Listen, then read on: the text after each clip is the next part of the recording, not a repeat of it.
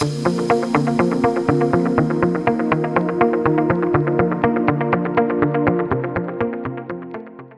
Chambre régionale des comptes de Centre-Val de Loire est la juridiction chargée de contrôler le bon usage de l'argent public par les collectivités locales de son territoire. Ces contrôles, menés par des magistrats, reposent sur 3 principes fondamentaux: l'indépendance, la collégialité et la contradiction. À titre d'exemple, la Chambre régionale des comptes a examiné la situation financière et la gestion de la commune de Courtenay de 2018 à 2023. Je vous propose d'en découvrir les principaux aspects. La commune de Courtenay, située dans le département du Loiret, compte 3900 habitants. Si ces indicateurs socio-économiques sont plus dégradés que le reste du département, elle dispose néanmoins d'atouts comme sa proximité aux autoroutes A19 et A6. Elle gère une soixantaine d'agents publics et près de 4 millions d'euros de budget annuel. De 2020 à 2022, la gouvernance politique de la commune s'est révélée chaotique, avec la succession de 4 maires et d'une délégation spéciale nommée par le préfet. De même, la gestion administrative de la commune s'est révélée aussi compliquée, avec des départs et des non-remplacements de certains des principaux cadres de la commune. La Chambre a analysé la situation financière de la commune et cette dernière s'avère dégradée.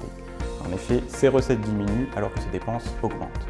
Par exemple, le produit des impôts locaux directs diminue de près de 4% par an en moyenne depuis 2018, alors que les dépenses liées au personnel augmentent de près de 2% par an. De même, la commune subit les conséquences de la réalisation de 2 projets importants, un pôle culturel et associatif et une chaufferie bois, pour un coût total de près de 7,4 millions d'euros qui dépassait les capacités financières de la commune.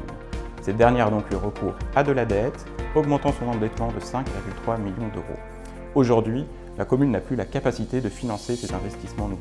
La Chambre a également identifié certains sujets sur lesquels la gestion de la commune comporte des risques et l'a invité à y remédier. C'est par exemple le cas de la gestion des heures supplémentaires, d'opérations immobilières ou de la subvention aux associations. La commune doit mieux maîtriser ses procédures et renforcer ses capacités de contrôle en interne. La Chambre souligne cependant que la situation semble s'améliorer à partir de 2022, tant au plan de la gestion financière que de la gouvernance.